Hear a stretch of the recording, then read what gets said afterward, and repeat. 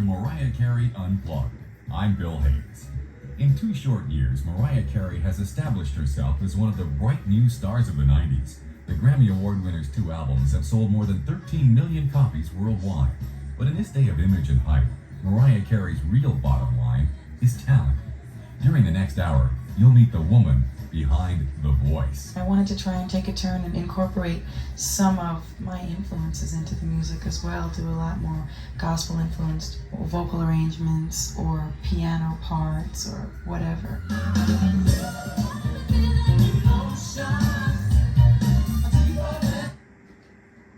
Doing the Unplugged show was just a really cool idea to me. I mean, doing my songs acoustically has always interested me, and just the experience of performing live in such an intimate setting with that type of instrumentation was really, really, exciting for me. And the show was a lot of fun, and, I really enjoyed it. That's why I was eager to get it out there for the people on video and on the EP.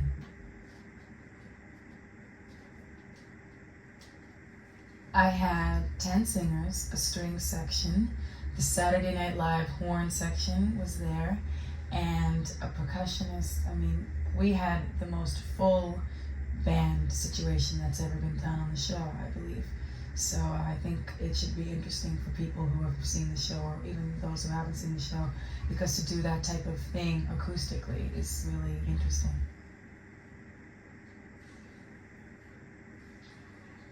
I really wanted to put this project out because of the fact that I'm not touring and that I haven't toured yet. And I felt that it was a really good opportunity for me to give the fans a little bit of me live, and I'm glad that I did it now.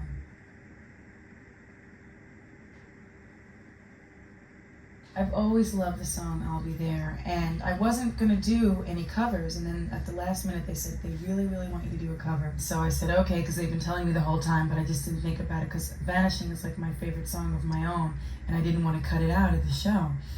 But I was thinking about it, and I said I'd love to do I'll Be There. I was looking through my old tapes, and I said this would be a really great song for me to do. I just love it, and the original recording was really inspirational for me. So like 2 nights before, we put the arrangement together, the last rehearsal we had before the show, and we did the song, and it ended up being, I think, the favorite of the people there in the audience, and it was my favorite performance of the night. So now it's the single, and I'm really excited about that.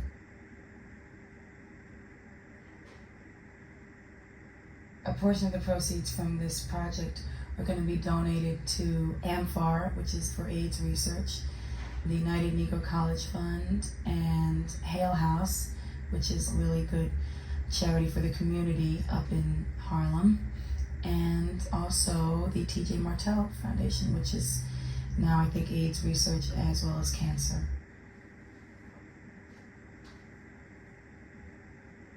When I got together with Walter Afanasieff and we started talking about recording the album Emotions, I mean, it wasn't titled then, but I really talked to him about wanting to do a little bit of a different approach than we did on the first album. He actually did Love Takes Time for me on my first album.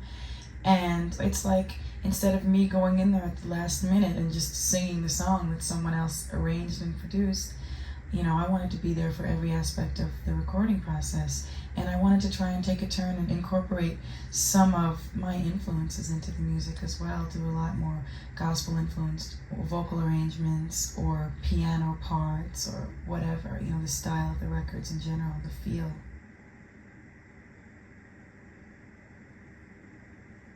Everything that I collaborated on with Clivilles, we wrote together. And everything that I did with Walter, with the exception of If It's Over, we wrote together. So it was just natural the way that it came out. And I would have liked to do it with one person, but I think that it was a good idea for me to have the 2 different sides of who I am, because I could easily go do an album of all ballads, and I would love it. But if I do that now, at my age, what do I have to lead up to when I'm 40 or whatever? I won't have anywhere to go, anything to build to.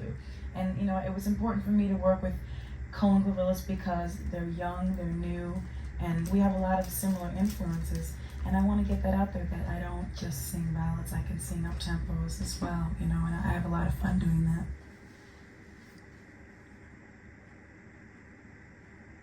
I felt that some of the songs, the up-tempos particularly, Make It Happen and Someday that we did in Emotions, would really be a lot better sounding, and it would be a lot closer to the records than just doing the piano vocal thing. And I actually planned on doing some of the songs with just piano and vocals, and then we ended up having all these great musicians and string sections and everything, and it just seemed like it was going to go to waste.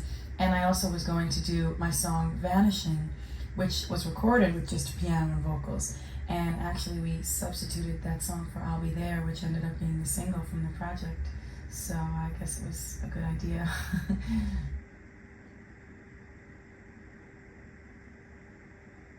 I haven't heard the first album in a long time because you hear it so much and then I don't listen to it. And when I hear certain songs now, it brings back a lot of memories, because a lot of those songs were written long before the album ever came out or before I ever got my record deal, obviously before the album ever came out.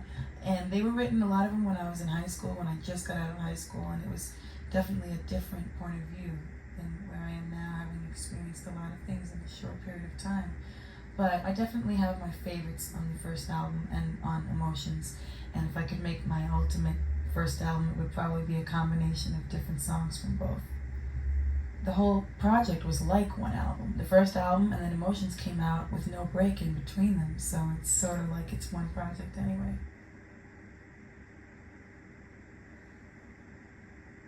I always considered that a ballad, just because I guess it's pretty slow.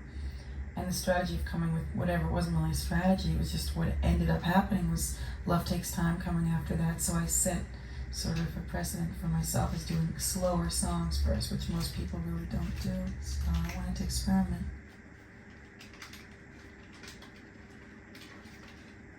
I know, I mean, I really feel like it's something that I love to do. When I say no, I mean I know that most people who are more vocalist, they come from that side of things, they're not really eager to write songs. It's more like it's easier for someone to hand you a song and you to sing it.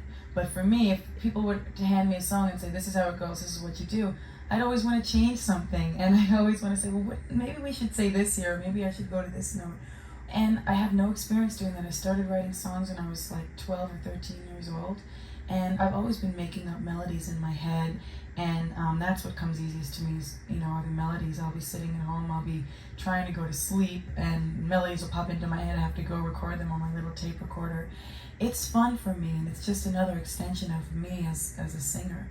I can't imagine not doing it. I really love the songwriting, and now the producing has become definitely something that I want to get deeper into.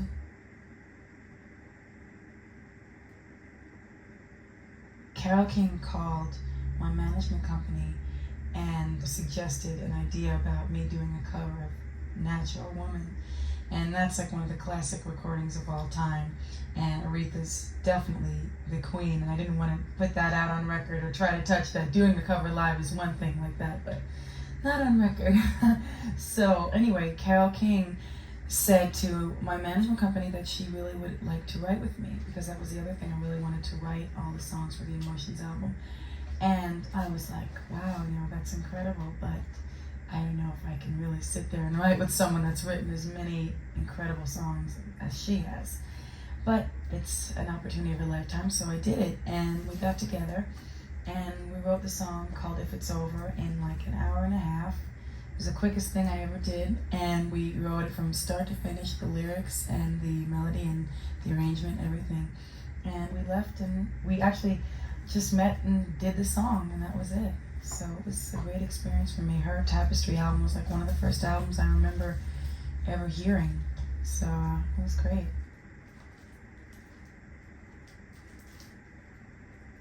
Well, I put out the second album so soon after the first album because I was writing during singles being released from the first album. When I was just getting started, I never stopped writing.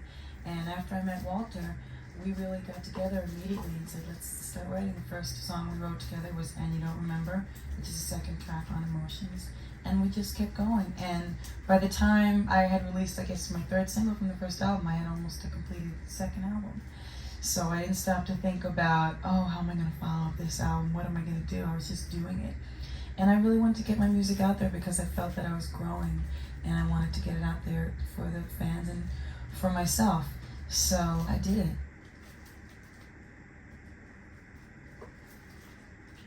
Right. I mean, it's much easier to say what you want to do with a record after you've proven yourself as an artist. Because when I first came out, I was really young and I'd never done any of this before, and I was working with superstar producers who, are established and don't need to ask the artist, what do you think this should be? They just do it, and they really prefer you not to be there while they're doing the tracks either. And that's not the way I work, because it's like, especially as a songwriter, I don't want to just write a song and then give it to someone and say, here, do with it what you will. It's like, if I had it in me to write the song, I think I know where I want that song to end up.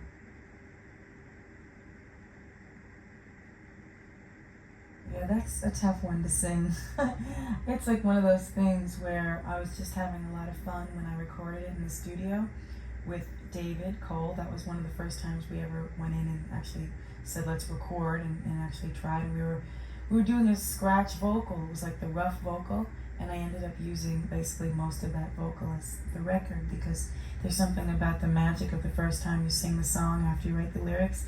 And I was actually finishing up the lyrics when I was recording that vocal, so there was something special about it. But all the high notes and stuff on the end, I was just having fun in the studio, and it's in such a high key that there was like nowhere else to go. So I just went up.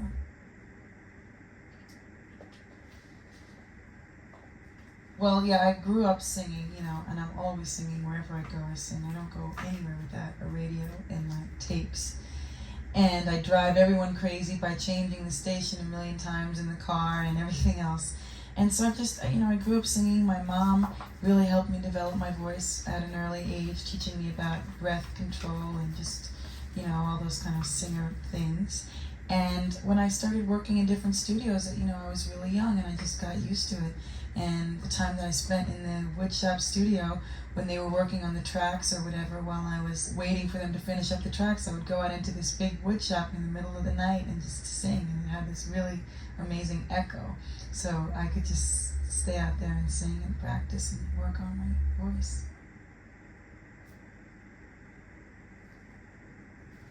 Well, what happened was, first of all, I've always been pretty nocturnal, but when I first moved into Manhattan, I would waitress until 12 in the morning, and then I would go and work in the studio writing songs until 7 or 8 in the morning, because we couldn't work there at night because it was in the back of this wood shop. And I had to go into the back of this wood shop and no one worked at night, so that's the only time we could work there. And so it just ended up that way. And when you do it for so long, you really get used to it, and now it's hard to break out of that.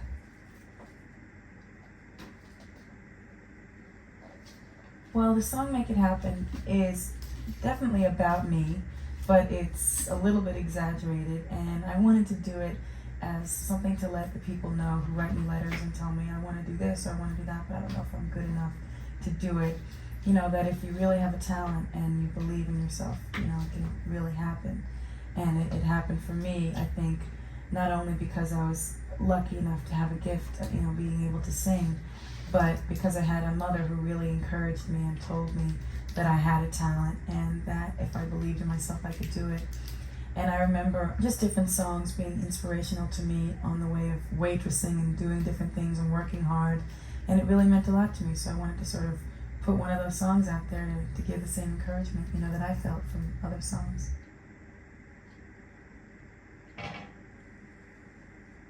Well, I don't need a break from writing or singing. I love to do that. That's not work for me. It's what I love to do, and I enjoy it so much that I don't look at it as work.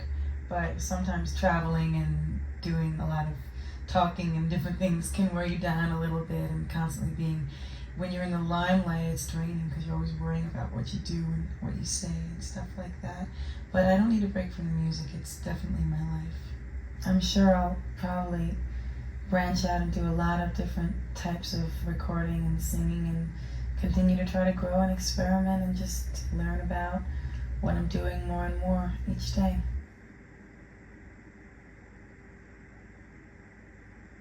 After I did the 6 songs on the Unplugged showcase, the audience was really great, and on those TV shows you sometimes have to stop and start and different things happen, and it was a great audience, and I wanted to do an encore. So the band, not everyone had rehearsed Can't Let Go. So it ended up being, the singer started singing it a little bit in the background, and I said, oh, I guess I'm doing this one. And the show wasn't slotted for that much time, and the recording actually came out good. So I put it on the video that's going to be for sale and on the EP.